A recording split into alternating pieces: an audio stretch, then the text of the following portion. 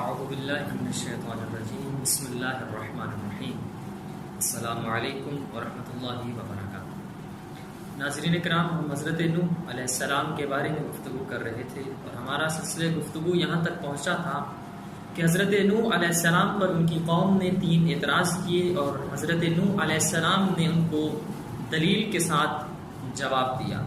اب جب حضرت نوح نے ان کو دلیل کے ساتھ جواب دیا، جب ان کے پاس حضرت نوح کی اس بات کا جواب نہ رہا تو پھر تحقیری اور تکذیبی لہجے میں اتر آئے اور کہنے لگے کہ جس کو سورہ ہود کی آیات کے اندر اللہ تبارک و تعالیٰ نے اس واقعہ کو اس طرح سے بیان کیا کہ وہ نوح کے پاس آئے اور کہنے لگے قالوا یا نوح قد جادلتنا فاکثر جدالنا فاتنا بما تعدنا ان كنت من الصادقین۔ جب ان کے پاس کوئی جواب نہ رہا تو تکذیبی لہجے میں یہ کہنے لگے کہ اے نوح، تیری اور ہماری بہت بحث ہو چکی، اب بس کافی ہے اتنا، ہم اس سے زیادہ بحث نہیں کریں گے، اور تو جس عذاب سے ہمیں ڈرا رہا ہے وہ عذاب کہاں ہے؟ اگر تو واقعا سچا ہے تو عذاب لے آ۔ اب یہ تکذیبی لہجہ تھا، یعنی جب ان کے پاس کوئی دلیل نہ ہو۔ یہ آپ حضرات کے ذہن میں یہ بات موجود ہے کہ جب انسان کے پاس دلیل نہیں رہتی تو پھر انسان جھگڑے پہ اتر آتا ہے، پھر انسان لڑائی کرتا ہے، اس لیے کہ اس کے پاس دلیل نہیں ہوتی۔ تو کہنے لگے کہ ہماری اور آپ کی بہت بحث ہو چکی، اس سے زیادہ ہم بحث نہیں کریں گے، آپ جس عذاب کا ہمیں بتا رہے تھے اگر سچ ہے تو عذاب لے آئیے۔ تو حضرت نوح نے کیا جواب دیا؟ قال انما یاتیکم بہ اللہ ان شاء۔ حضرت نوح نے فرمایا کہ وہ عذاب جس کا وعدہ کیا گیا ہے وہ عذاب تمہارے اوپر آئے گا، لیکن وہ عذاب میری مشیت نہیں ہے۔ حضرت نوح نے یہ بھی واضح کر دیا کہ یہ عذاب بھی اللہ کی جانب سے آئے گا۔ وما انتم بمعجزین، اور تم اسے عاجز نہیں کر سکتے، اس لیے کہ وہ عذاب کی نسبت حضرت نوح کی طرف دے رہے تھے کہ تم نے جس کا وعدہ کیا تھا وہ عذاب لے آؤ۔ تو حضرت نوح نے کہا کہ یہ عذاب میری طرف سے نہیں ہے، جس طرح میں خود مشیت الہی کے تابع ہوں، یہ عذاب بھی اللہ تبارک و تعالیٰ کے حکم سے آئے گا۔ اس کے بعد اگلی آیت مجیدہ میں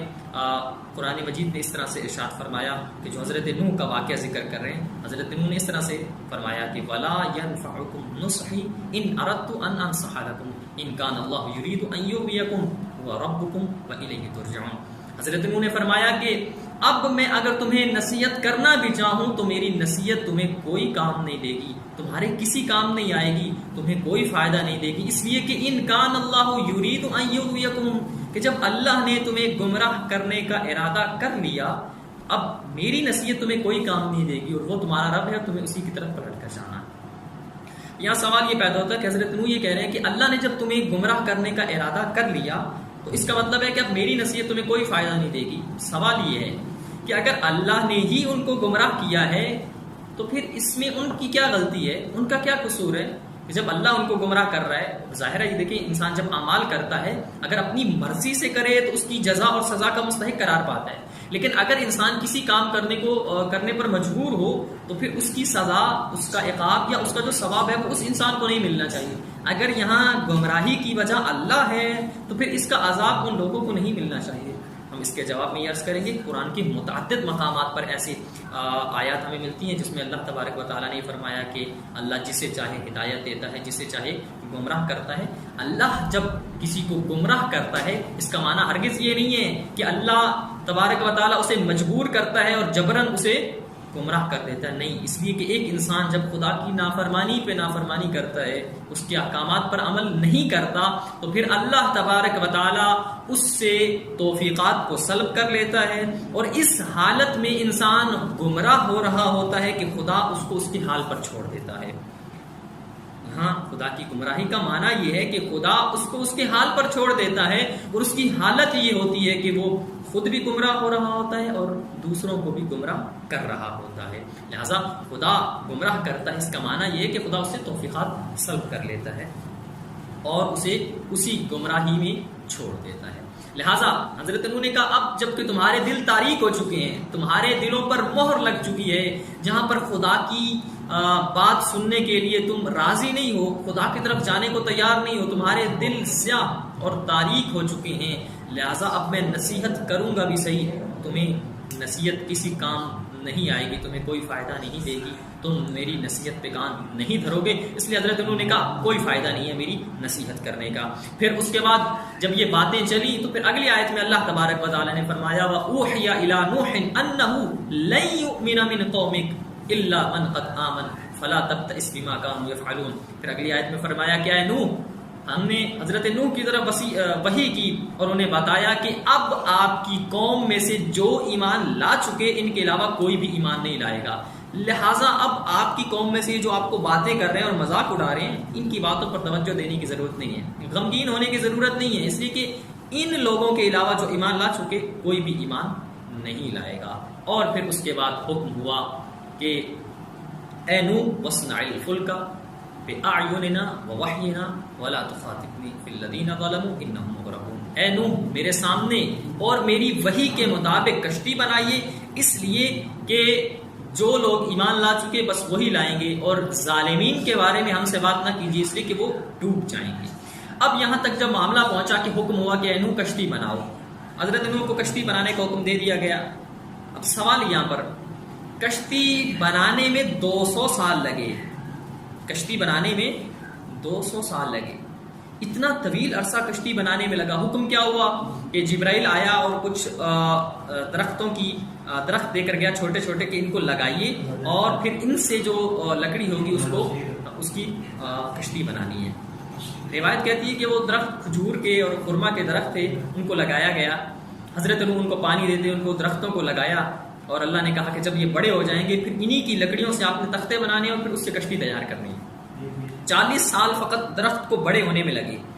اور در حقیقت اللہ یہ کہہ رہا تھا کہ جتنا عرصہ درخت میں لگا مزید اتنا عرصہ حضرت نوح ان کو تبلیغ کرتے رہے، اللہ کی طرف بلاتے رہے، ان کو عذاب سے ڈراتے رہے کہ شاید کوئی اللہ کے عذاب سے ڈر کر راہ راست پر آ جائے. اللہ تبارک و تعالیٰ انہیں مہلت دیتا رہا لیکن شاید انہوں نے اس مہلت سے استفادہ نہیں کیا. کتنا طویل عرصہ گزرا. پھر اس کے بعد جو ہے وہ روایت کہتی ہے کہ جب تک وہ درخت بڑے ہوئے پھر اس کے تختے تیار کیے گئے. روایت کہتی ہے کہ 1 لاکھ تختے تیار ہوئے کہ جو اس کشتی میں لگائے گئے. اور روایت ایک نقل کی ہے کہ جب آپ نے تختے بنائے تو تمام تختوں پر تمام انبیاء کا نام لکھا آپ نے، لیکن روایت کہتی ہے کہ جب بھی آپ انبیاء کا نام لکھتے تھے ان تختوں پر تو وہ جو شیطان تھا وہ جادو کے ذریعے ان ناموں کو مٹا دیتا تھا. 2-3 بار جب اس طرح سے ہوا تو پھر اللہ تبارک و تعالیٰ نے جبرائیل کے ذریعے پیغام بھیجا کہ اے نبی ان ناموں میں سے سب سے پہلے اللہ تبارک و تعالیٰ کا نام لکھو اور آخر میں حضرت محمد مصطفیٰ صلی اللہ علیہ وآلہ وسلم کا نام لکھو، پھر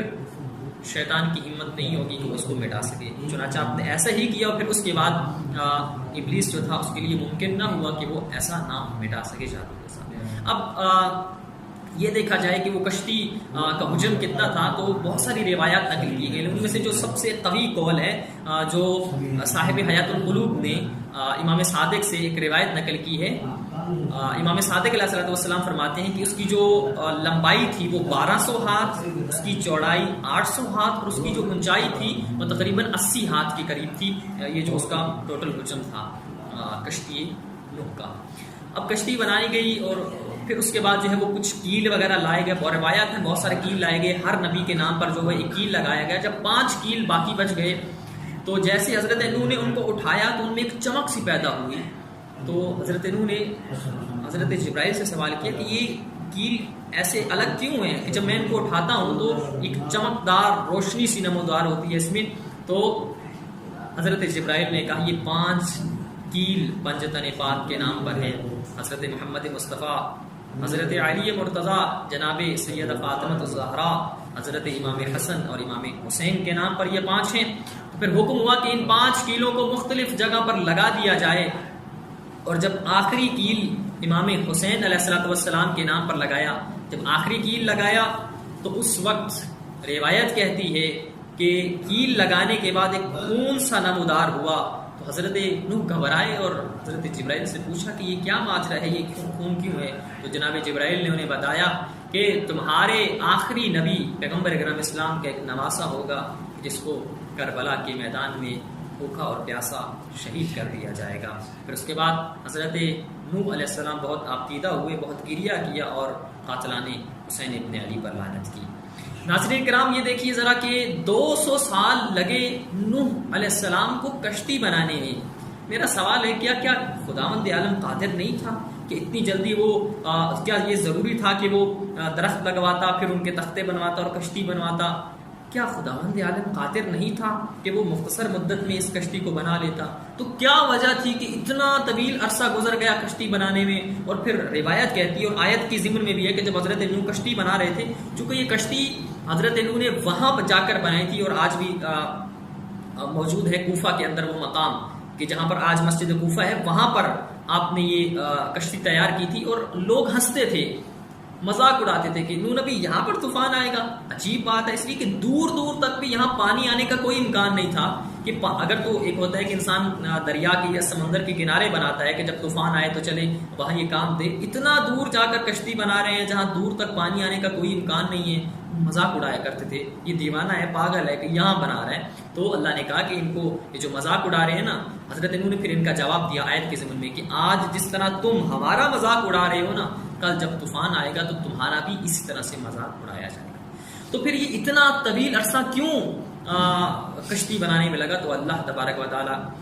نے یہ بتایا اپنے حبیب کے ذریعے، اور یہ روایت نقل کرتے جب امام صادق علیہ الصلوۃ والسلام تک پہنچی تو امام صادق نے یہ روایت نقل کی، جب امام سے سوال کیا گیا کہ اتنا عرصہ کیوں لگا کشتی بنانے میں، تو امام صادق فرماتے ہیں کہ یہ جو اتنی مدت لگی کشتی بنانے میں، یہ کشتی بنانے کی مدت نہیں تھی، در حقیقت ان گناہ گاروں کو اللہ یہ مہلت دے رہا تھا کہ شاید اب بھی تمہیں مہلت دے رہے ہیں، تم توبہ کرو اور میں تمہیں معاف کر دوں۔ در حقیقت یہ خداوند عالم کی طرف سے ایک مہلت تھی کہ انسان اپنی غلطی پر نادم ہو جائے، شرمندہ ہو جائے، تاکہ اللہ تبارک و تعالیٰ اسے معاف کر دے۔ خداوند عالم سے دعا ہے ہمیں ان انبیاء اور ائمہ معصومین کی سیرت طیبہ پر عمل کرنے کی توفیق عطا فرمائے۔ السلام